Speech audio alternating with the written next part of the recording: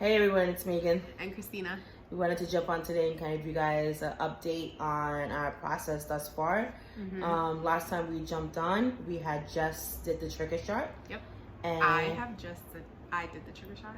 Me, myself. Well, I supervised, That's the most important part is supervising, making sure she did it right, And then yesterday we had our egg retrieval. So we had to be there an hour before, so our appointment was at 9:50 because they have to do an ultrasound, I guess, just to make sure like that you still have eggs in your ovaries, I guess, if you didn't like ovulate prematurely. So we did the ultrasound, and then after that was really quick. They called me like maybe 10-15 minutes later. Yeah, it was not a long wait. So I was pulled to the back. She just read my charts, told me that I had 7 mature follicles. Then she had mentioned, well, you're scheduled to do a fresh embryo transfer. Has anybody discussed doing a frozen opposed to a fresh?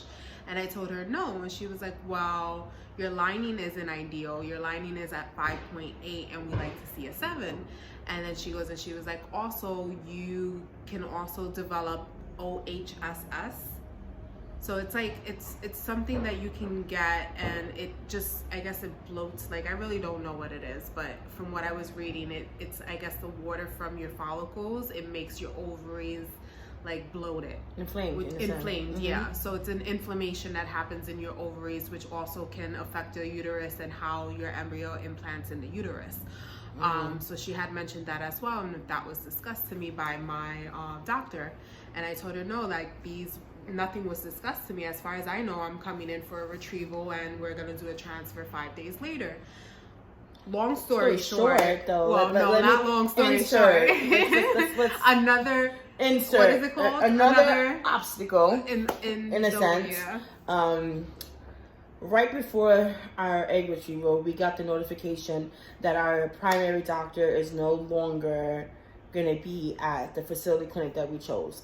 That he has resigned and he's going to be starting up his own clinic. So that was kind of a blow. And she said that a doctor was going to discuss to me my options. Like we mentioned before, my doctor wasn't the one that was doing the procedure. Now this is another doctor that I have never dealt with before, which I'm okay because they're all doing the same thing. But this is another doctor telling me what I should do with if my embryos do become, are viable at day 5, what to do with those embryos. So when I went to the back, I got changed, whatever. I was waiting for them to put an IV. The doctor comes in and the doctor mentions, he tells me, hey, Christina, we look for 3 criteria when it comes down to doing a fresh embryo transfer, and you're not meeting all 3. At first I got scared and I thought I wasn't meeting all 3 because of the way that he said it. But come to find out that I am meeting 2 out of the 3. I do have the texture of the wall. I do have the progesterone levels. Sorry, I can't say that word. Progesterone levels, I do have that. I just don't have the lining. He says the day of triggering, they like to see their patients have a lining of at least a thickness of 7 millimeters, and my lining was 5.8. So because my lining was thin, he suggested me doing a frozen embryo transfer, which I'm not opposed to. It's just, once again, we're working between 2 clinics, so it's like, hey, the clinic that I'm at, nobody mentioned that my lining was thin and I might have to do a frozen embryo transfer. So we're going into this thinking, okay, 5 days from now or 6 days from now, we're gonna do a fresh embryo transfer. I thought everything was okay. Like when I did the ultrasound, I did know that my lining was at 5, but I was also factoring in, okay, once I do the trigger shot, maybe my lining will thicken, maybe I'm gonna get monitoring before the fresh embryo transfer, which will prove that my embryo is thick enough for it, and any blood work that needs to be done, if it's my progesterone, to check to see if those levels are good, it will be done before the fresh embryo transfer. According to him, that I wasn't going to get any monitoring in between. So he was just like, you could tell like he was trying to push me to the fresh embryo, the frozen embryo transfer, and he was just like, across the countries, a frozen embryo transfer has shown more success than a fresh embryo transfer. So, I think this would be your best option, but I'm going to give you a moment to think about it, and I'll come back and you'll give me your answer. So that's when I started texting Megan. I'm in the lobby and she's texting me and I'm like, what do you mean? And Christina has a tendency of texting, but like in what points? It's like, can you say this all at once? He might not what? He might not do this. But what is he not doing? And I'm like, I'm trying to figure it out. I'm like, what? Spit it out. Kind of like, just like, say it. So, at first I'm like, I don't know what that means, honestly. Like, so I had to kind of like figure it out first, and then I texted back. I was like, honestly, I don't think we should make the decision right now. Let's talk to the doctor and see what he tells us. Because her lining was at a 5.8. That was on a Tuesday. We did the retrieval on a Saturday. That was on a Thursday. I'm sorry, on a Thursday. My apologies. On a Thursday. And, you know, they state that your lining can thicken over the course of a day. So I'm sitting here like, maybe her lining wasn't at a 5.8. Who's to say? You guys didn't check her lining today. You say her lining didn't get to the number that it needs to be for it to be considered all three, you know? So, and that's why I told, like, you know, tell him that you're unsure of it and that we'll go for it. So I believe you told him that you were unsure and that you needed to have a conversation with me. Yeah, that's definitely, so when he came back, I had told him that I wanted to discuss this with my partner before I actually make that decision. And also, like Megan said, I also wanted to discuss it with, you know, the nurse practitioner, because she is somebody that handles my care on a regular basis. And I wanted to see her opinion and also figure out, if this is the case, why wasn't this communicated before I went in for my retrieval? You know, at least that would have relieve some stress off of my back, because I knew where I'd stand, not that, you know, I'm stuck in a crossfire between two clinics right now. And that's the scary part, that we're like, we're so nervous about. We want to be positive. We want to make sure that these doctors are taking the best care possible for us. But we're also nervous because, you know, we were informed that our doctor didn't leave on the best of terms. So it's like, are you telling us these things because you know, he didn't leave on the best of terms, and you want us to turn into patients of you and no longer proceed with our doctor? Like, are these the things that you're saying to get us like kind of like, we should go this way? I don't want to think that way, but sometimes those kind of thoughts go in your head and you're like, what's going on? Like, you know, why is it that one person's telling me one thing and the next person is telling me another? So they actually still gave me appointment for the fresh embryo transfer 5 days later, and pretty much we were going to have a conversation. He was going to call me on the third day to figure out, or to give me time to think about it and to discuss it with Megan to figure out if we were going to continue with the fresh or we're going to do with the frozen. His recommendations was that he said that if I do continue with the fresh cycle, that he would only transfer one egg. He won't do no more than one egg, just of the possibilities of losing more than one egg if it doesn't stick.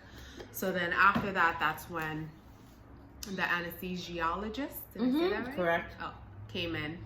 They gave me my anesthesia, and then they took me into this room that I showed Megan yesterday. Creepy as fuck. Setup. I actually did IV sedation, so I wasn't up for the procedure.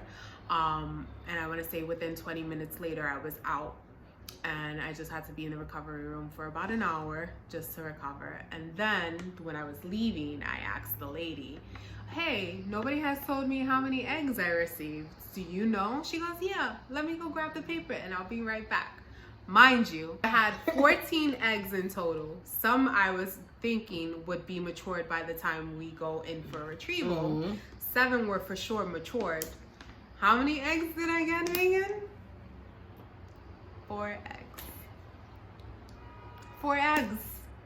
She keeps getting sad about that. I keep telling her stop doing that. Like, 4 is better than none. No, there's people that go in there and get no eggs. There's people that go in there and get 23 and reserve to 2. It's like, I agree with you. I agree. You know, Megan had to talk to me a few times yesterday because I was a little Debbie Downer. I was crying. I was upset. I was mad. Because you go in there with, thinking that I have 7, and I wasn't expecting 7. I know, but you gotta, I mean, I don't get me wrong. Once again, like we say, don't go in there with expectations, because nothing is gonna happen the way that you think it's gonna happen. We didn't think we would have to change our sperm donor more than once. We didn't think we were gonna change our clinic. We didn't think our doctor was gonna resign. We didn't think that we would be doing IVF. Look at that. 4. But like, I'm just like, if you're telling me, this is the way I'm looking at it. I'm going into the clinic for these ultrasounds, and everybody's telling me that my eggs are developing properly and I have 7 mature eggs. They're telling me that my reserve is great. I don't have a problem with my reserve. And then you're thinking, and don't get me wrong, a lot of it has to do with like the stories that I'm reading online, and I'm you compare yourself to other people, But you can't. but I know you can't. Everybody's story is different, but I'm just sitting there like, okay, so I have 7 mature, maybe I'll get 8, maybe I'll get 9, because the other ones will be matured. But to hear that you had 7 and you're only coming out with 4, it's kind of like, I don't want to be stuck on the numbers. I really don't, because it is quality over quantity, but it's still upsetting. No, I get why it could be upsetting, but then I always tell you, like, you gotta look at the positive thing. I always tell you this, the positive things in life, and you gotta look at the fact that you got 4. You didn't get 1, you didn't get 2, you didn't get 3, you got 4. You know, so like I said, there's situations where people go in and they have none.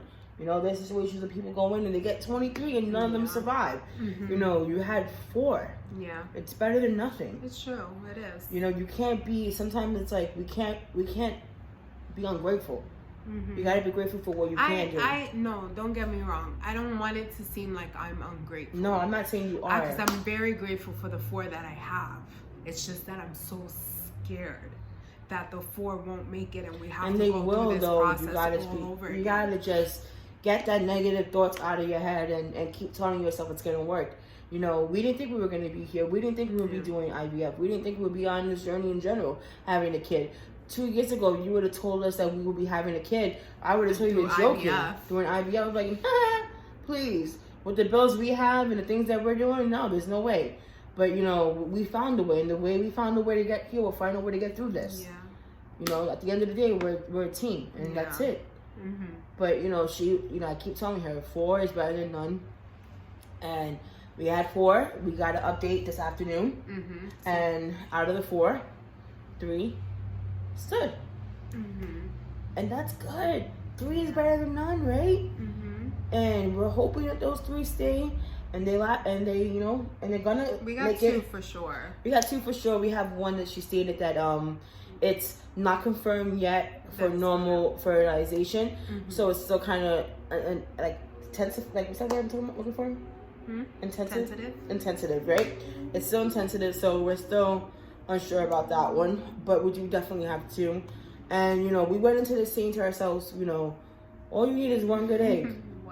One good egg. That's all you need is 1 good egg. And we went knowing that we didn't want 3, 4, 5 children. We wanted 1, definitely like a possibility 2, but right now for 1 for sure. That's what we want is 1.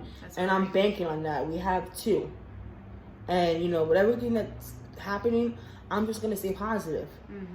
You know, just stay on a positive, you know, attitude, positive outcome, positive everything. We got this, right? Okay. I mean, we got this. Yeah. All right. Like I said, I don't think it's not ungratefulness, and I'm grateful for the numbers because it could be a lot worse. No, I'm sorry. I don't mean to say that you're ungrateful. I'm not saying that you're ungrateful. No, I know you don't mean it in that. I used the wrong terminology. I don't think you're ungrateful. I understand you're very grateful. I know you're just scared and you're uncertain, and I just want you to stop thinking that way because it's hard. We've been through this process for how many months now? We started in February, and it's been nothing but like roller coasters.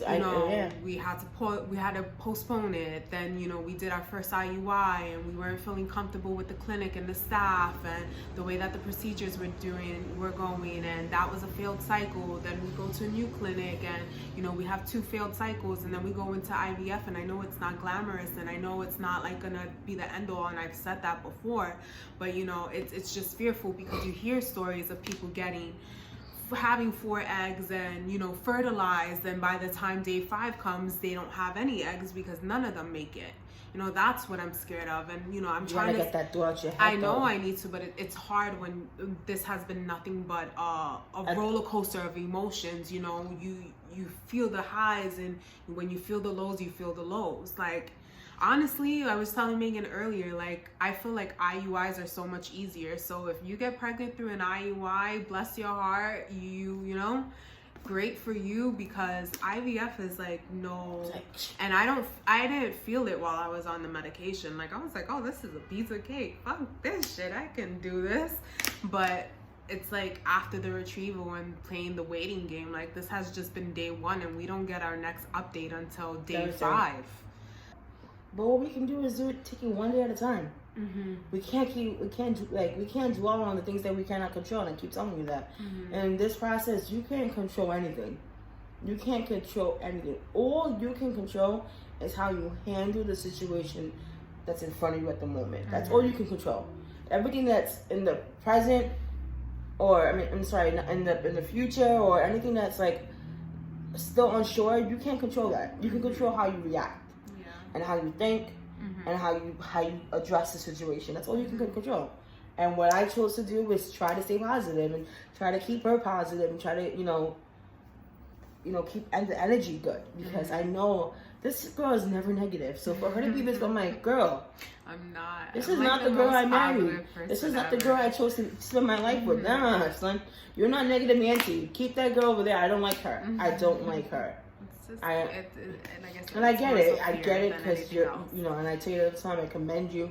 You're going through so much, and I appreciate you because you're taking, so much protocol to get your body where you need to get it, get your mind where you need to get it, and to, stay on course. And I give you so much credit, and I love you so much for that. But babe, we're almost at the ending. Let's just hold on. Like, there's no point of like giving in now. We didn't give in the last 3 rounds. We didn't let that defeat us. We didn't let them stop us. We kept on saying, no, you know what? 1 fail? Okay, cool. Not cool, but okay. That's a fail. We're gonna keep All right, going. Second one, fail. You know what? That hurt. That really hurt.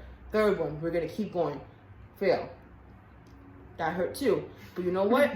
We're gonna keep going, because we don't give up. But I tell you, we fall down, and what we do, we get back up and we dust ourselves off like that. I know I do. That's for sure. Right? That's all we do. So you know what? That's it. We have 4, 3 right now. Wait, yeah. We had 4 retrieved.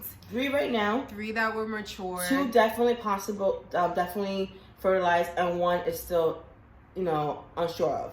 But still, I'm gonna keep hope, because if it's anything like its mother, it's slow as fuck.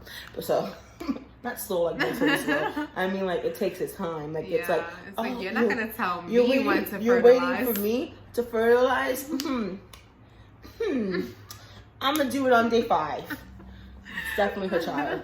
So that'll probably be the one that sticks, because it's like just like her. Pray for me, please pray for me. But yeah, I'm just gonna keep with the positive attitude and say it's gonna work, and if unfortunately if it doesn't, I'm always gonna be here to support you and to motivate you and to push you forward. And that's that's what we signed up for. Nobody said this journey was gonna be easy. Nobody said it was gonna be a piece of cake. We knew what we got ourselves into, and we know what we want out of this, and we're gonna make it work, and we're gonna make it happen, one way or another. Right? Thank you for tuning in. We appreciate you guys. If you like our story, please subscribe to our channel. Everybody else, peace out. Stay blessed. Talk to you soon. Bye.